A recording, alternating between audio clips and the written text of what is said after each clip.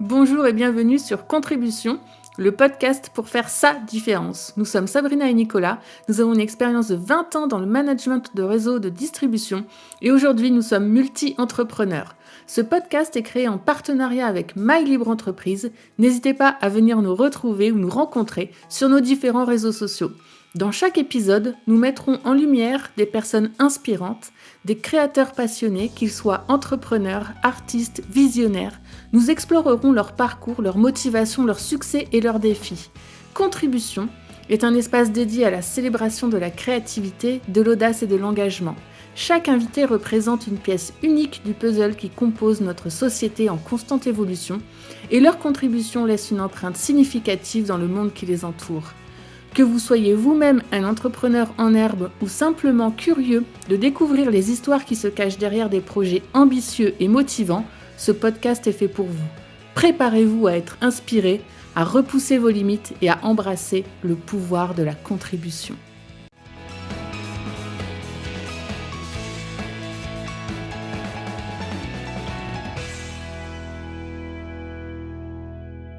Bonjour à tous, aujourd'hui on reçoit notre ami David Bernard, québécois, vous l'entendrez à son accent quand il aura l'occasion de s'exprimer. On peut aussi dire un petit peu qu'il a été adopté par la France parce qu'il vient régulièrement maintenant pour donner des conférences. Pour te présenter rapidement, tu auras l'occasion après de développer plus puisque tu te connais bien mieux que nous. Tu as été boxeur olympique et à 19 ans, tu te retrouves à partir en voyage en Afrique du Nord et c'est une expérience qui va complètement changer ta vie. C'est dans le désert du Sahara que tu découvres ta mission de vie qui est pour le coup celle d'étudier les principes du bonheur et de les partager avec ceux qui veulent bien les entendre. Mais tu es avant tout le papa d'Eva et l'heureux époux, on va dire, de la magnifique Anne-Marie, qu'on embrasse bien évidemment. On sait aussi que tu es coach en PNL, tu es conférencier depuis plus de 10 ans, auteur de 5 best-sellers, on aura l'occasion de revenir là-dessus, et un célèbre animateur au Québec. Tout ça en un seul homme. Oui, c'est possible, ça existe. Et nous, on a eu la joie de te rencontrer lors d'une de tes premières grandes conférences en France, c'était en 2014, et on va bientôt arriver à la petite décennie, quelque part en plus. Ouais. C'était à Orléans. Et on a fait appel à toi depuis pour intervenir au cours de différents événements qu'on a organisés. Et ça s'est rythmé tous les 2 ans. C'était la première fois en 2016 pour le week-end VIP qui a été exceptionnel. Ensuite, c'était en 2018 pour fêter à Center Parcs une de nos plus belles victoires professionnelles. Ouais. Un grand moment aussi. Oui. Et puis... On s'en souvient tous. Pour d'autres raisons. Et puis en 2020, un autre grand moment avec l'annonce du confinement dans notre salon et puis tout ce petit stress autour du fait de rentrer au Québec malgré la fermeture des frontières et puis cette ambiance un peu particulière qui a été ensuite le confinement au niveau mondial. Et 2022, beaucoup plus calme, plus classique. C'est une ère tout à fait... Mais toujours aussi magique. Mais toujours aussi magique. On n'a pas prévu quoi que ce soit pour 2024, mais c'est peut-être l'occasion de mettre ça en place. En tout cas, ce qui s'est passé, c'est qu'à chaque fois, on a vécu ensemble des moments intenses, de joie et parfois un petit peu plus douloureux, mais toujours riches de sens. Donc, avant toute chose, on voulait te remercier pour tout ça, de faire partie de notre vie. Et on te souhaite la bienvenue sur ce premier épisode de notre podcast Contribution.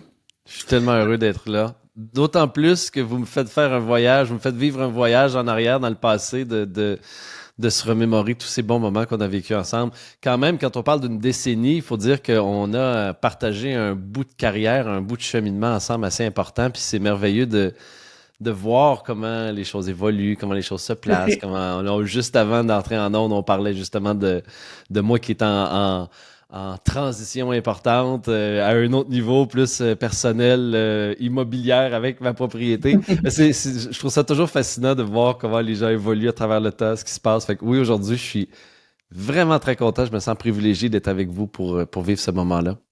Merci. Merci beaucoup. Je te propose qu'on entre dans le vif du sujet tout de suite. J'ai fait une présentation assez rapide de qui es-tu, sur ce qu'on peut lire sur les réseaux sociaux et tout ça, mais qui est David Bernard d'après ta vision des choses et surtout, qu'est-ce qui fait qu'à 19 ans, le jeune David s'est retrouvé à partir si loin de sa terre natale pour ce voyage en Afrique du Nord? En deux mots, même en un seul, souffrance. La souffrance, c'est le propulseur majeur dans ma vie. Trop souvent, j'allais dire malheureusement, mais bon, que voulez-vous? Certaines personnes sont propulsées davantage par la carotte et d'autres par le bâton. Moi, dans mon cas, ça a souvent été le bâton, en ce sens que ça me prenait du temps à piger, à comprendre. Et puis à partir du moment où j'avais besoin d'un élan, d'un momentum, bien souvent, c'était la peur du bâton à l'arrière. Alors, pour moi, le bâton a souvent été très efficace. Et puis, à 19 ans, j'étais perdu. J'avais aucune idée de ce que je voulais faire de ma vie, où je voulais aller, ce que je voulais faire comme professionnel. Alors, j'étais un peu dans un grand néant. Je venais tout juste de terminer l'école et puis c'était le grand vide. Alors, je me suis dit, je vais aller réfléchir, je vais essayer d'aller trouver des réponses ailleurs. Ce qui est bien souvent ce que beaucoup d'êtres humains font. Aujourd'hui, j'ai cette croyance que t'as pas besoin d'aller à l'autre bout du monde pour trouver tes réponses. Bien souvent, t'as simplement besoin de te poser, de ralentir, de te recueillir, d'aller voir à l'intérieur de toi les réponses s'y trouvent. Dans mon cas, ça a quand même été un événement. Je suis parti pendant presque un an à travers l'Europe et l'Afrique du Nord. Puis ça a été un événement qui a bouleversé ma vie positivement. Pour toutes sortes de raisons, en toutes sortes de circonstances. Mais là-bas, à travers mes voyages, pour la première fois, c'était un grand paradoxe, mais j'ai pris conscience que ce que je voulais faire dans la vie, c'était de travailler dans le monde de la communication. Mais j'étais terrorisé à l'idée de parler en public. J'aurais jamais cru que c'était quelque chose que j'allais faire de ma vie, d'être devant d'autres êtres humains, de communiquer, de parler. Moi, j'ai toujours privilégié les rapports, les relations un à un. J'ai toujours été plus à l'aise, plus confortable avec ça. Alors, l'idée de me retrouver à communiquer, puis ensuite de ça, à faire de la télévision, d'écrire des livres, j'avais même jamais envisagé cette idée-là. Mais pourtant, c'est ce qui est monté très fort dans une expérience quasi mystique dans le désert du Sahara où j'étais sur le point en tout cas, du moins, je croyais, j'avais peur de perdre ma vie dans des circonstances exceptionnelles, pris dans une tempête de sable avec des nomades berbères, abrité sous un chameau qui était lui-même abrité par des couvertures. En tout cas, j'en parle un peu dans mon premier livre, Ralentir pour réussir, mais dans ces circonstances-là où j'ai contemplé la mort pour la première fois, la possibilité que j'allais mourir, puis quand tu es un jeune homme de 19 ans, tu te sens invincible dans la vie, alors d'envisager l'idée que tu vas peut-être mourir, quitter cette terre, c'est comme si ça catalyse, ça catapulte un peu des réflexions puis des prises de conscience. Et à ce moment-là, de par le point de départ qui était la souffrance de je sais pas ce que je veux faire de ma vie, je sais pas où je m'en vais, je sais pas ce que je vais devenir, à une responsabilisation majeure, puis une prise de position de « OK, je veux prendre les rênes, le contrôle de ma vie, du moins ce que je contrôle, parce qu'on contrôle pas grand-chose, mais ce que je contrôle, de le prendre entre mes mains, puis de dire « OK, let's go, on pousse, on avance », et puis là, de commencer à faire des pas concrets à mon retour pour me rapprocher de cet objectif-là qui était celui de devenir un communicateur j'allais dire d'expérience, mais l'expérience, je l'ai acquise avec les années, mais de devenir un communicateur, de me lancer dans ce milieu-là, dans ce marché-là pour me bâtir une carrière dans le monde de la conférence, de la communication, de l'aide, de la relation d'aide. Cool.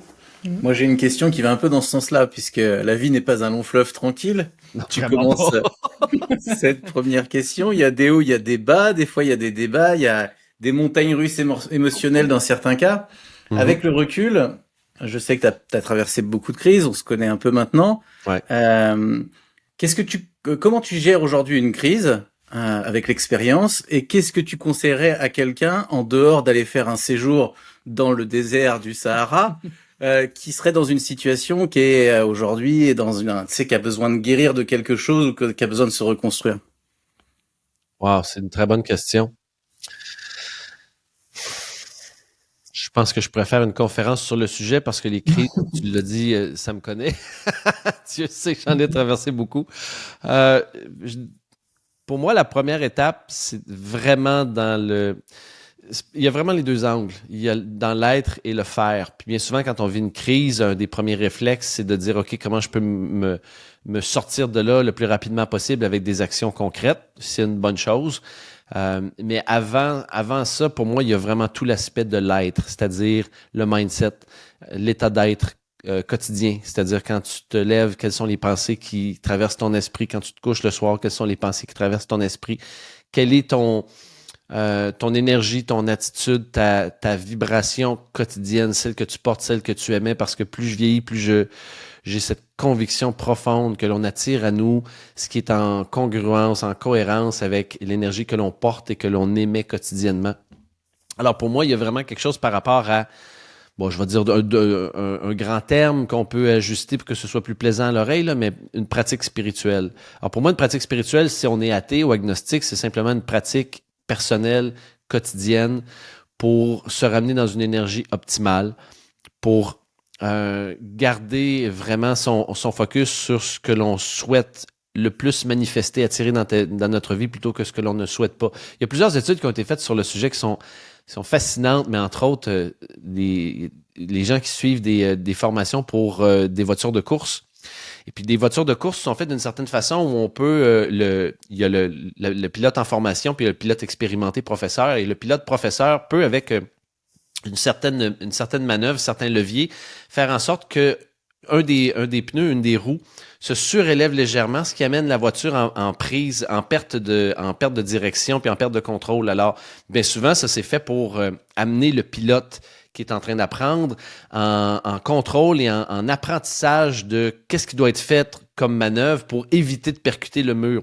Et à peu près 9 fois sur 10, les élèves qui commencent ces manœuvres-là mettent leur attention sur le mur parce qu'ils ont peur de frapper le mur. Alors, de par le fait qu'ils ont peur de frapper le mur, ils regardent le mur. C'est quasiment inné chez l'humain je ne saurais pas dire contempler, mais de mettre notre attention, notre focus sur ce qui nous effraie parce qu'on ne veut pas vivre ça, mais en réalité, on l'attire à nous parce qu'on s'enligne vers ceci. Alors, le geste suit le regard. Exactement. Alors donc, une des choses que moi, j'essaie de mettre de l'avant, c'est de ramener mon focus sur vraiment ce que je souhaite, ce que je désire. Puis c'est une pratique constante, c'est quotidien. Là. Je vais vous donner un exemple de ça concret. Ok, on en parlait tantôt, puis je vais aller dans les détails un peu plus. Nous, ça fait 5 ans qu'on vit au même endroit, dans la même maison. J'ai adoré cette maison. Ça a été notre petit nid d'amour. Chaque maison qu'on a eue, moi et mon épouse, on les a surnommées. Alors, la première, c'était la maison de l'amour. Ensuite de ça, on a eu le penthouse de l'amour. Maintenant, on est dans le temple de l'amour. Puis, on a même trouvé. Alors, donc, bref, on trouve notre prochaine maison. Et on a un grand coup de cœur. Et ça fait 2 ans qu'on cherche de façon un peu passive, qu'on regarde ce qui se passe sur le marché. On n'a pas de coup de cœur. On n'est pas inspiré. Il n'y a rien qui nous parle vraiment. Et là, mon épouse m'arrive il y a 1 semaine et demie de ça, puis elle me dit « David, j'ai trouvé notre future maison. » Alors là, moi, évidemment, ça fait 2 ans qu'on regarde à gauche et à droite. Alors quand ma femme me dit ça, je deviens très excité. Comme de fait, on va la voir, on la regarde, on l'adore, on prend rendez-vous avec le courtier, on va la visiter. Le lendemain, on fait une offre. Et là, le vendeur accepte notre offre, mais conditionnelle, évidemment, parce que nous, on a fait une offre conditionnelle à la vente de notre propriété ici pour aller chercher l'équité. Alors, le propriétaire, le vendeur nous dit, pas de problème, mais je vous la bloque uniquement 30 jours. Alors, à partir du moment où il accepte, nous, on a 30 jours pour vendre notre maison ici. Alors là, on est en branle-bas de combat, on prend le courtier, on fait les photos, les vidéos, on prépare, on commence à assainir la maison, à nettoyer, à alléger, à se débarrasser des trucs qu'on veut pas, toujours dans cette énergie-là de on déménage. Mais, si je suis vraiment honnête avec vous, mes très chers amis Sabrina et Nico, j'ai des petits moments où j'ai peur. J'ai la frousse. Je me dis, et si ça fonctionne pas? Et si on la perd, la maison? On a quand même, il nous reste, ça fait 1 semaine qu'on a fait l'offre, là, il nous reste uniquement que 23 jours pour vendre la maison, puis peut-être qu'on va la perdre, puis là, ça tourne, puis là, ça me contracte par en dedans, puis ça m'amène dans une énergie qui est la peur, qui est finalement quoi? L'opposé de la foi. Et quand je suis là, je le remarque instantanément. Mon énergie descend, mon focus devient vision tunnel. Je suis pré-cristallisé quasiment dans une énergie qui est très désagréable, qui est inconfortable. Puis bien souvent, cette énergie-là aussi, j'ai envie de l'engourdir, d'aller dans des vieux patterns de je vais prendre de l'alcool ou je vais faire des trucs qui je vais bouffer ou des trucs qui, en fait, vont baisser ma vibration encore plus. Alors, pour moi, il y a vraiment une partie du jeu qui est dans l'enjeu, justement, de diriger avec conscience mon énergie, mon attention, mon focus dans la bonne direction qui est on va la vendre cette maison. on va déménager dans l'autre maison. Et si c'est pas le cas, pour X raisons, alors ce sera... Moi, j'ai toujours eu je répète cette phrase-là beaucoup, beaucoup, surtout dans mes formations par rapport à l'amour. Le rejet, c'est une forme de protection divine. Alors, si on a fait littéralement tout ce qu'on pouvait faire pour que ça se réalise et que ça se manifeste et que ça ne se réalise pas, qu'il y a comme je me permets d'anglicisme, mais un cock-block de l'univers, eh bien, alors c'est ce qui devait être. C'est ce qui devait être. Et puis, c'est essentiel que je l'accepte parce que j'ai été protégé de quelque chose. Le rejet, c'est une forme de protection divine. Alors, si ça ne fonctionne pas, c'est parce que je suis divinement protégé et que c'est nettement préférable pour moi parce que je crois vraiment en ma bonne étoile. Alors, ça va fonctionner. J'ai fait tout ce que je devais faire. Alors, donc, bref, pour répondre à ta question, il y a vraiment un aspect de pratique spirituelle quotidienne. Qu'est-ce que tu peux faire pour optimiser ton énergie dans la bonne direction? Pour certaines personnes, c'est la méditation. Pour d'autres, c'est le yoga. Pour d'autres, c'est du breathwork, c'est la respiration. D'autres, c'est simplement d'aller prendre une marche à l'extérieur en nature. Pour d'autres, c'est d'écrire dans un journal, faire du journaling. Peu importe ce qui fonctionne pour toi, tu le trouves et tu l'utilises quotidiennement. C'est essentiel, c'est une pratique. C'est pas juste je vais le faire une fois par semaine puis pendant 3 heures. C'est à tous les jours un petit peu pour rester alimenté, mettre des bûches dans le feu pour qu'il continue à brûler.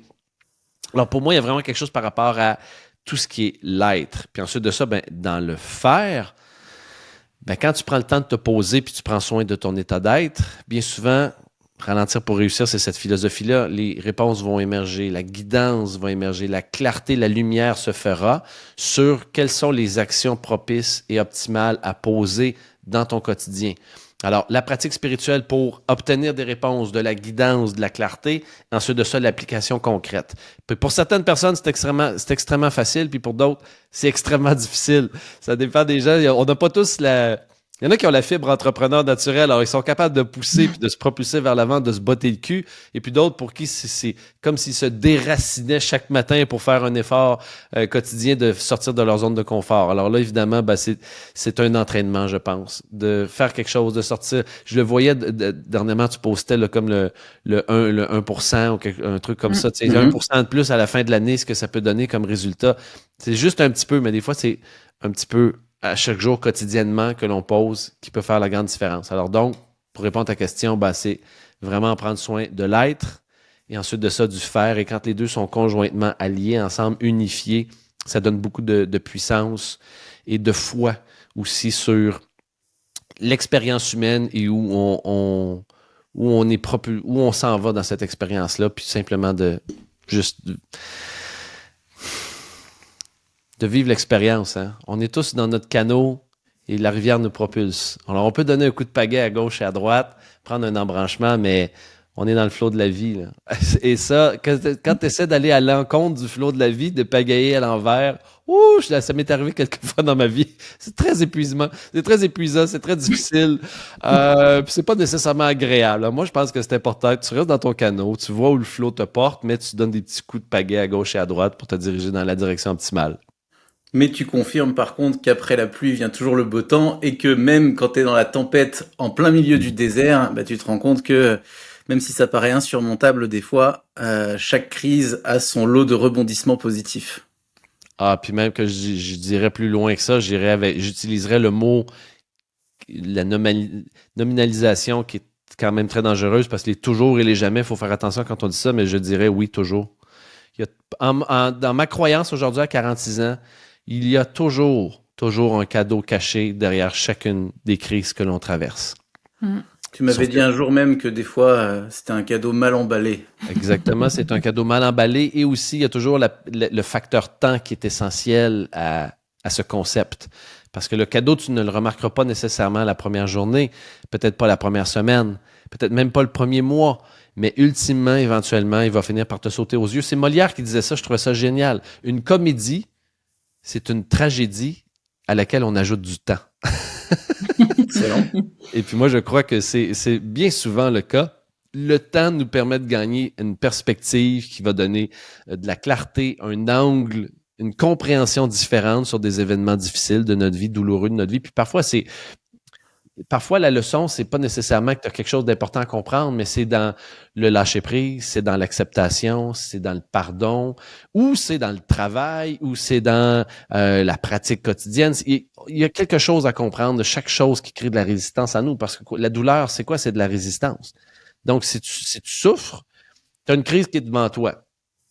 La crise, si tu l'accueilles avec ouverture, avec flexibilité, avec résilience, tu souffriras pas à travers l'expérience. Tu vas être peut-être, oui, déséquilibré, oui, peut-être un peu dans l'inconfort, oui, tu vas avoir à t'ajuster. C'est une période de transition. C'est un peu comme un singe qui se promène d'arbre en arbre avec des lianes. Puis là, il sa liane, puis il la lâche, puis il s'en va vers l'autre liane. Ben, le moment entre les deux, c'est important. Mais dans un déséquilibre, il peut tomber. Il y a plusieurs choses qui peuvent se produire qui sont hors de son contrôle. Mais quand même, il lâche la liane, puis il y a foi qui va finir par se raccrocher après la prochaine et continuer son chemin. Mais entre les deux, c'est désagréable. Sauf que ça fait partie du processus. Ça fait partie de ce processus-là. Et puis, si tu résistes, tu t'y opposes, tu t'y fermes, c'est à partir de ce moment-là que tu commences à réellement générer plus de douleur, plus de souffrance dans ta vie. Et c'est là où ça devient de plus en plus difficile parce que tu n'es pas dans, justement, l'attitude optimale pour traverser cette période difficile. Et du coup, tout au long de ton parcours de haut et de bas, donc de toute ton expérience, est-ce que tu as des personnes qui t'ont particulièrement inspiré? Est-ce que tu as eu des mentors? Où est-ce que tu as été puiser toute cette ces inspirations et tout ça? Est-ce que tu as été accompagné, guidé par des gens en particulier?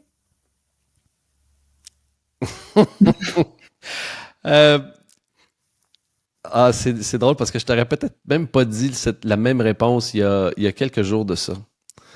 Mais on dirait que je réalise qu'il y a un dénominateur commun dans ma vie.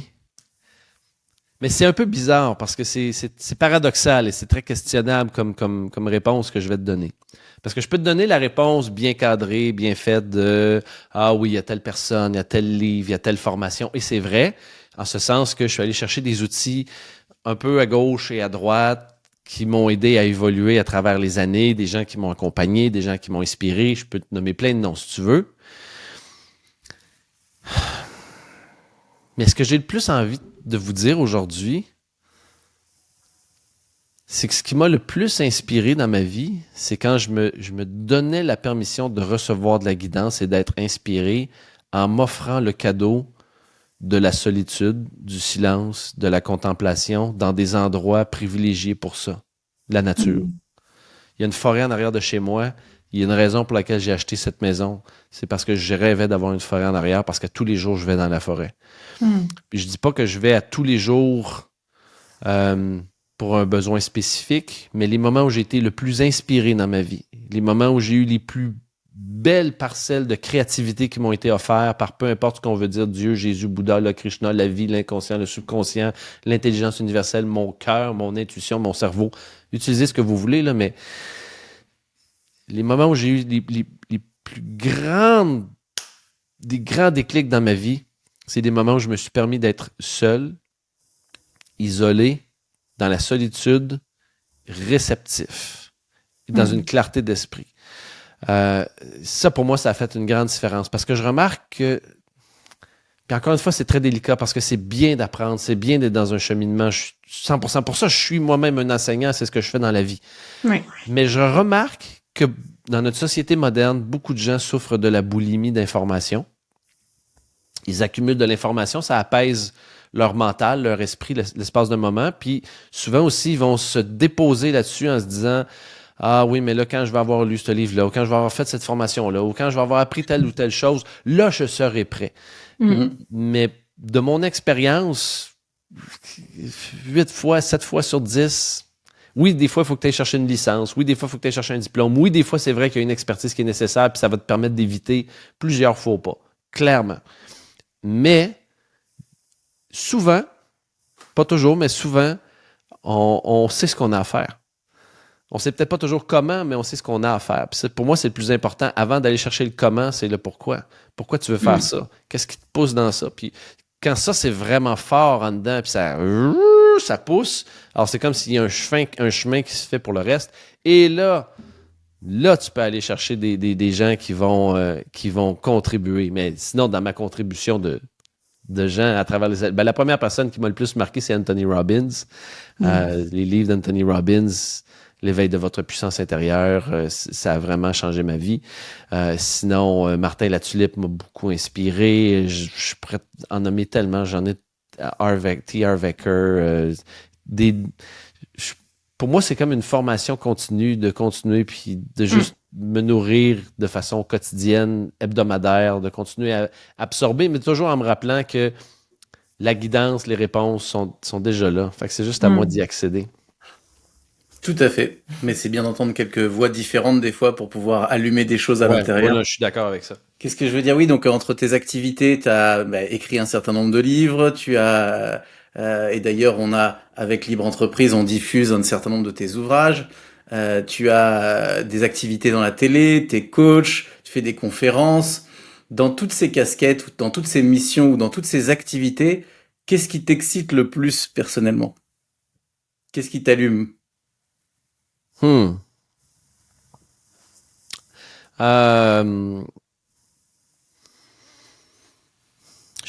dirais être sur le stage puis donner des conférences. C'est vraiment le truc que j'aime le plus, qui me fait le plus vibrer, c'est d'être en connexion avec d'autres humains, de voir les regards, les sourires, de répondre à des questions, de connecter avec les gens sur scène. Pour moi, c'est vraiment un privilège parce que les gens investissent de leur temps, de leur argent, décident d'être présents, d'être attentifs pendant un moment, que ce soit une conférence d'1 heure, 1 heure et demie, une journée complète, où on passe un moment avec eux. Moi, c'est ce qui m'enrichit le plus, c'est ce qui me fait le plus vibrer. Clairement, on peut toucher des gens de différentes manières. Je fais beaucoup de médias sociaux là, depuis 1 an où je fais des petites capsules. C'est cool, c'est le fun, mais l'interaction n'est pas nécessairement toujours directe avec les gens. Ils sont pas en face de moi. Ils vont écrire après, ils vont passer des commentaires, mais c'est comme si d'avoir l'échange, l'essence de l'échange avec eux, ça me fait vibrer. Écrire des livres, c'est cool, j'aime bien, mais je suis pas en présence des lecteurs après. Alors, pour moi, le côté direct, la connexion humaine directe dans l'instantané, c'est ce qui me fait le plus vibrer.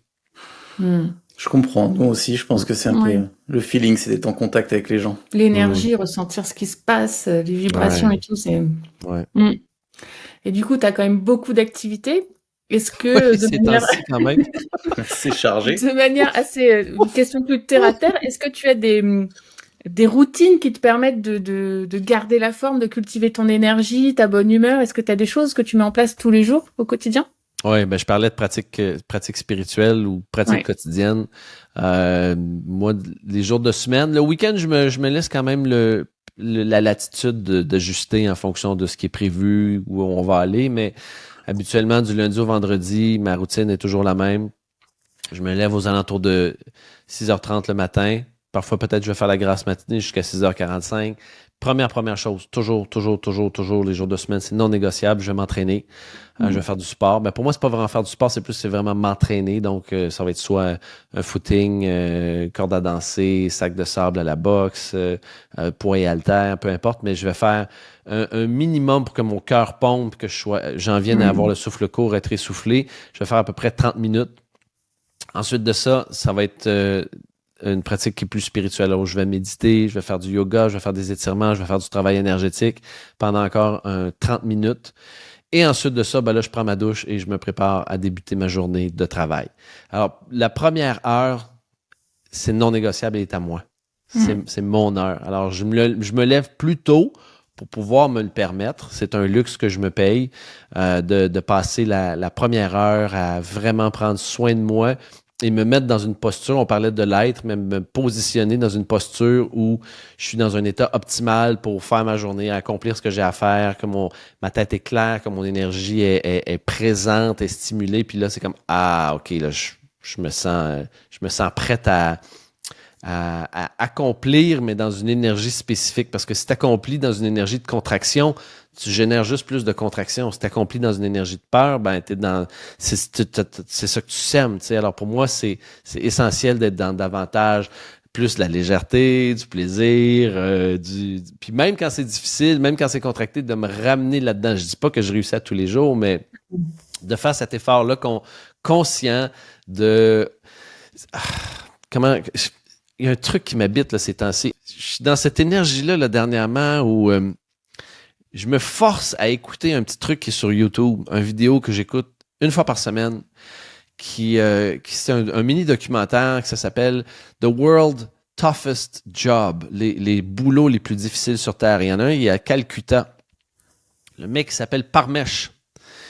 Et son boulot, c'est de nettoyer les égouts.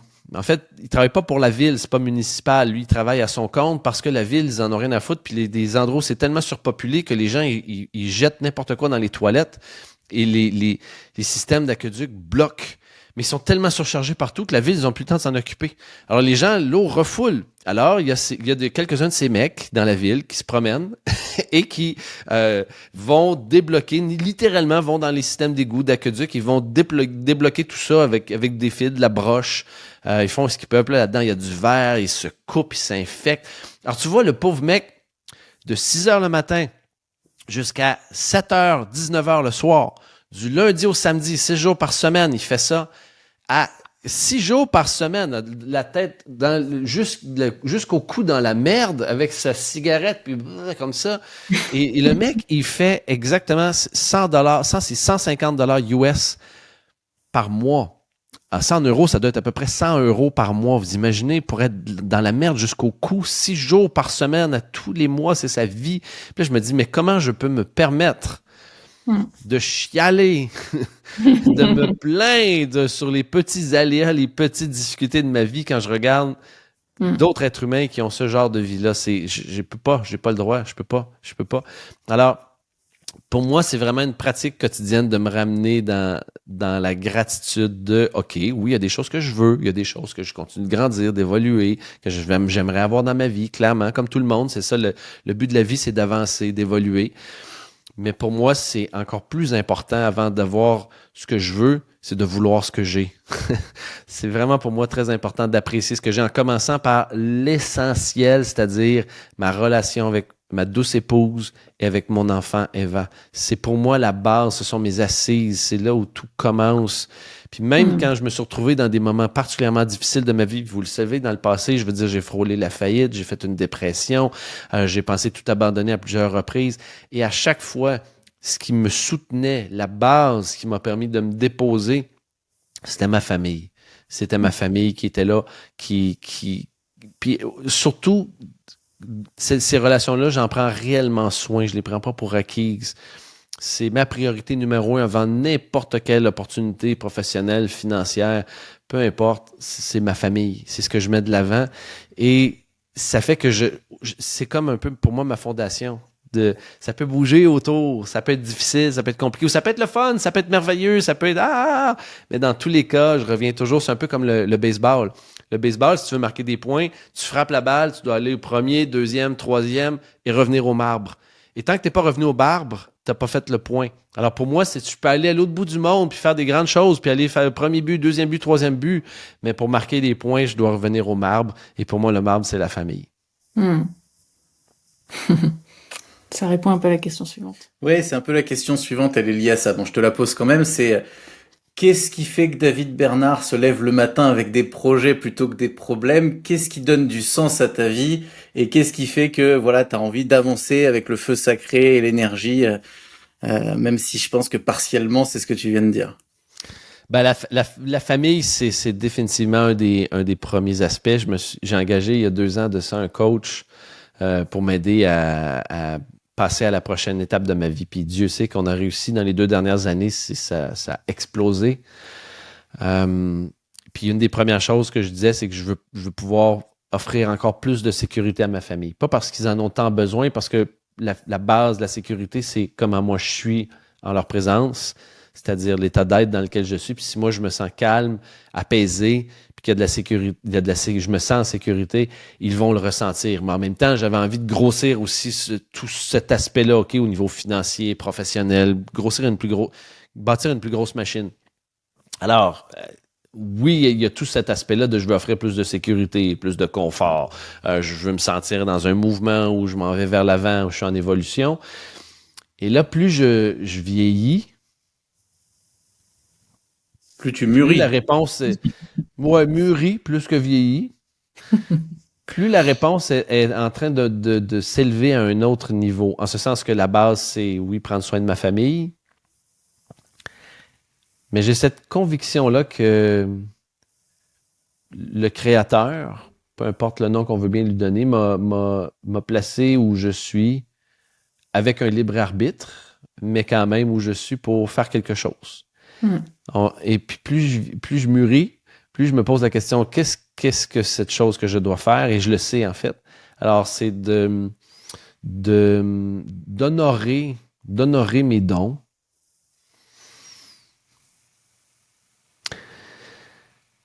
Avec le dévouement, avec l'engagement, avec le travail. Le travail n'a pas toujours été une valeur chez moi. Pendant longtemps, j'ai été paresseux, procrastinateur en puissance, ingrat aussi. J'attendais que les bénédictions arrivent à moi parce que je les méritais.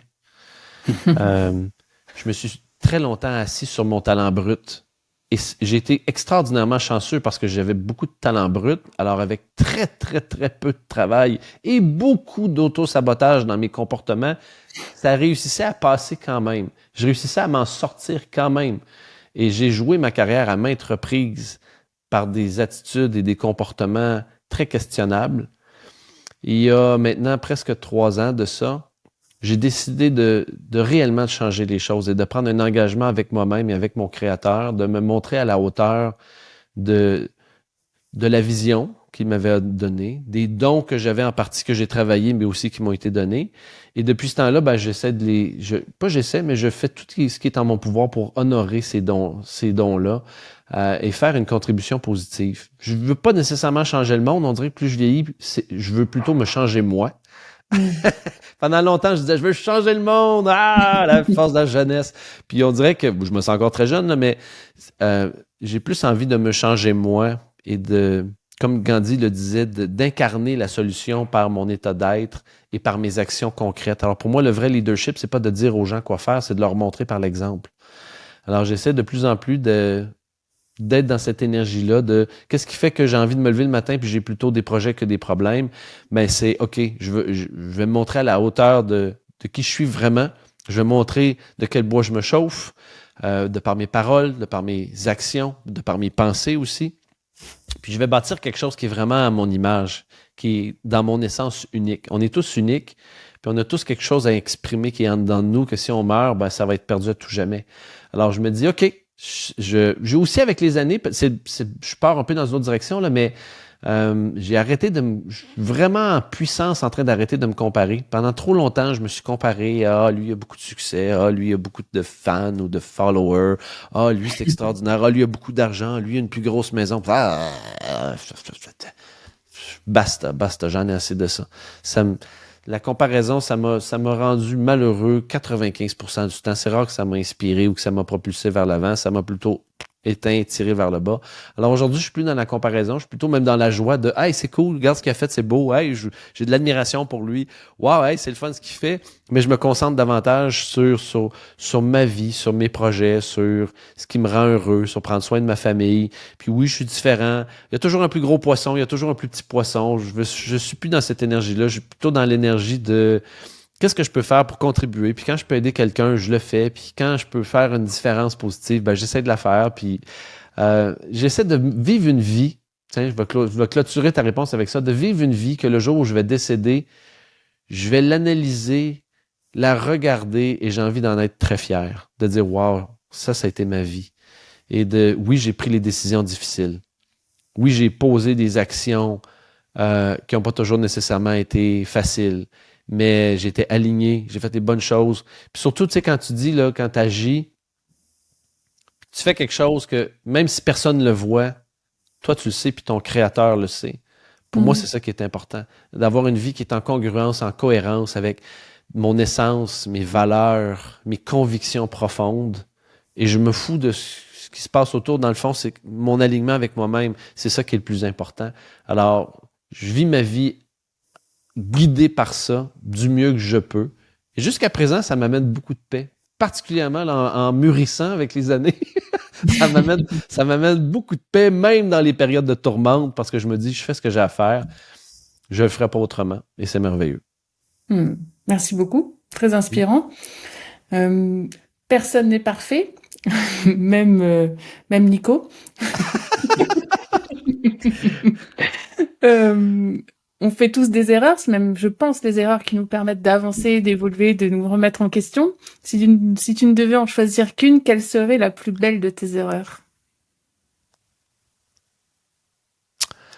Sans hésiter, c'est d'avoir fait un enfant avec une femme qui était vraiment pas une personne avec qui j'aurais dû envisager de passer un moment de vie, mais on a été très rapide. Après 3 mois de début relationnel, elle est tombée enceinte sans que ce soit désiré.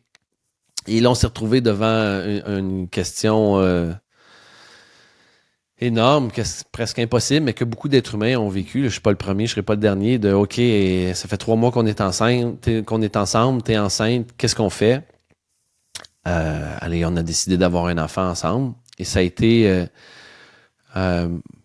pendant des années la chose la plus difficile au monde pour moi, pas pour l'enfant, parce qu'Eva, c'est la plus grande bénédiction de ma vie, mais la personne avec qui je partageais ma vie à ce moment-là, une bonne personne, là, c'est pas, je fais pas le procès, là, mais une bonne personne, mais on était infiniment différents.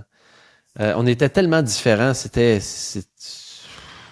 on s'est entre-déchirés, ça a été extrêmement douloureux pour moi avec les années. Ça m'a amené à vraiment me refermer comme une huître, à ma vibration à baisser, aller dans l'ombre, dans la noirceur.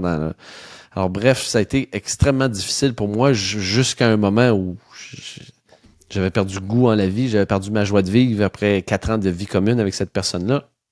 Alors, c'est quand même, j'ai payé le prix cher, fait que ça a été comme une forme d'erreur, mais en même temps, ça m'a amené un cadeau extraordinaire parce qu'aujourd'hui, je suis papa d'une grande fille et la femme avec qui je suis, mon épouse Anne-Marie, malheureusement, est infertile et donc, elle souhaitait beaucoup avoir des enfants, mais elle ne le pouvait pas, puis on essayait tout ce qu'on a pu, mais ça ne fonctionnait pas. Et puis moi, c'est un de mes grands rêves de vie aussi, c'était d'avoir un enfant. Alors, je vais vraiment dans l'intime avec vous, mais si ça n'avait pas été de cette personne-là, aujourd'hui, j'aurais pas d'enfant. Alors, ça a été vraiment un grand cadeau dans ma vie, mais ça a été un cadeau qui a été cher payé en ce sens que ça m'a amené à me perdre, à faire une grosse dépression, à m'amener dans un tournant de vie où je me suis perdu, où je me suis éteint, où ça m'a pris des années de me remettre sur pied ensuite de ça. Mais définitivement, le jeu en fallait la chandelle au final. C'est certain. Ouais. Bon, et donc le temps passe vite, 46 ans, tu disais, à 19 ans, tu étais dans le désert. Si tu pouvais tout recommencer là aujourd'hui et aller passer un message au David de cette époque-là, est-ce que tu changerais des choses et qu'est-ce que tu lui dirais? Ouais, c'est délicat parce que tu sais, il y a toujours l'effet papillon, hein. Tu changes une chose, ça peut changer tout le reste. Alors, Exactement, est-ce que je voudrais changer ma vie? C'est drôle, hein, parce que je me rappelle quand j'étais plus jeune, là, mettons aux alentours de 14, 15 ans, 16 ans, je faisais des tableaux de visualisation et je collais des immenses baraques et des grosses voitures de luxe. Et pour moi, c'était ça le succès, puis c'était ça le bonheur. Et je visualisais ça, puis à un moment donné dans ma vie, j'ai eu ça. Je l'ai perdu pour comprendre que j'avais pas vraiment besoin de ça pour être heureux, puis que c'était vraiment pas ni le succès ni le bonheur pour moi. Mais il a fallu que je l'aille pour comprendre que c'est pas ce que je voulais. Je sais pas ce dont j'avais besoin. Alors, clairement,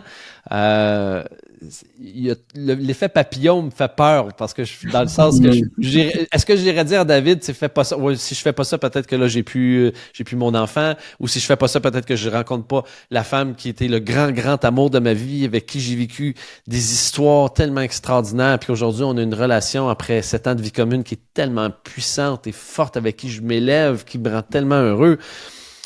C'est délicat. Mais si j'avais peut-être une chose à me dire, sachant que ça n'a pas trop... C'est sûr que ça va avoir des impacts, mais je dirais... Premièrement, je me dirais, ça va aller. Arrête de t'inquiéter autant. Arrête de t'inquiéter autant. Ça va être correct. Ça va aller. Tu vas bien t'en sortir. Tu vas être heureux plus que tu penses, mais pas pour les raisons que tu penses. Alors, fais confiance à la vie, reste dans la foi. Et si j'avais quelque chose à dire, ben là, c'est parce que ça partirait sur une toute autre histoire puis une toute autre conférence, pratiquement, mais je dirais, apprends à gérer tes émotions pour ne pas les engourdir, parce que tu vas les engourdir pendant tellement longtemps, puis tu vas perdre tellement de temps avec ça, puis ça va tellement te coûter cher avec les années au niveau émotionnel, intellectuel, spirituel, financier, professionnel. Plutôt que de développer le mécanisme d'engourdir tes émotions, apprends à les vivre et à les transmuter pour qu'elles te propulsent plutôt qu'elles te limitent et t'auto-sabotent dans ta vie. Ouais, c'est ce que je dirais. Super. On arrive à la dernière question. Notre podcast s'appelle Contribution, le podcast pour faire la différence. Est-ce que tu peux partager avec nous ce que ça représente pour toi contribuer? Qu'est-ce que ça veut dire pour toi contribuer?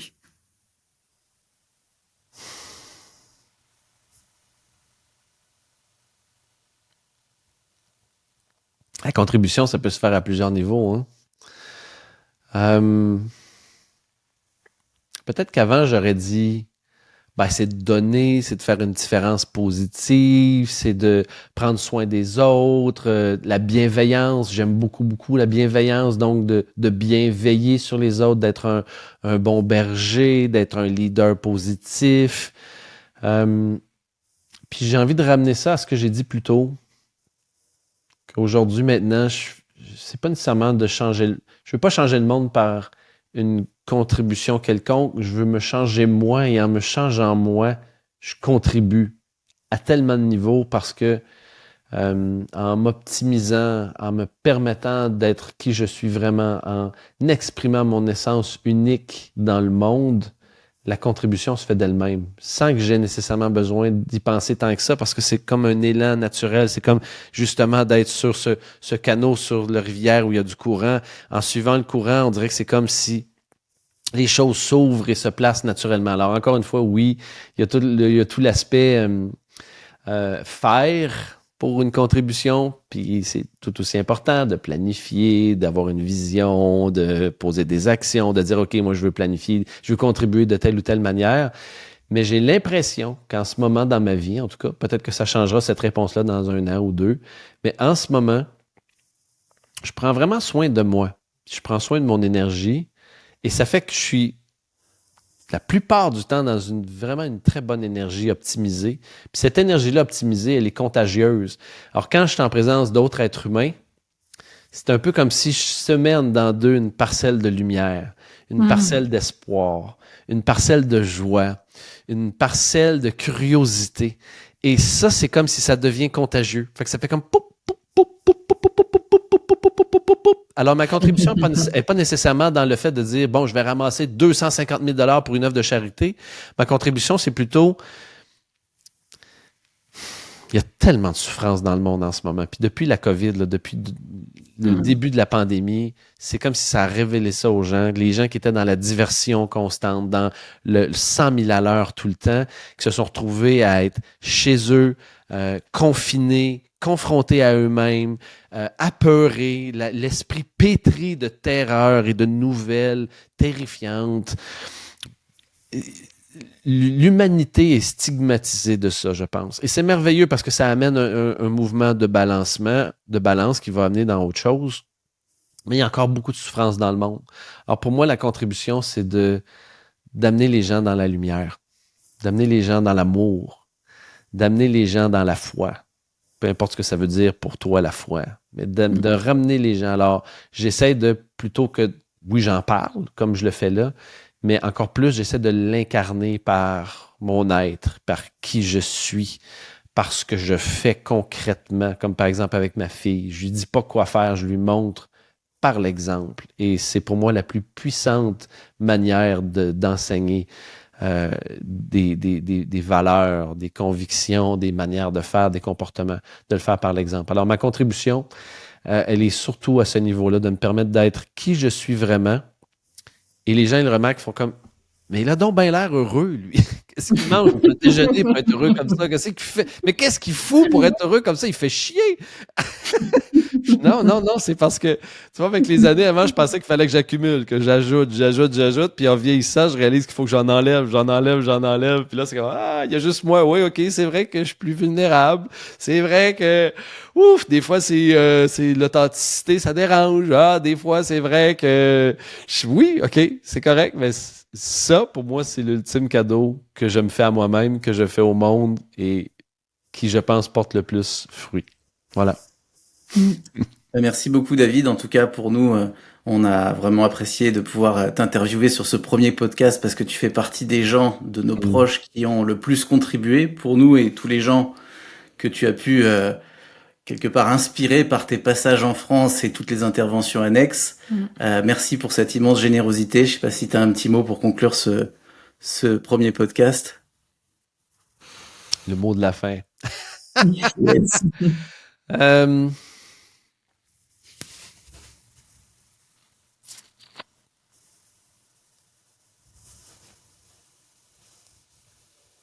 Cherchez la joie dans votre vie.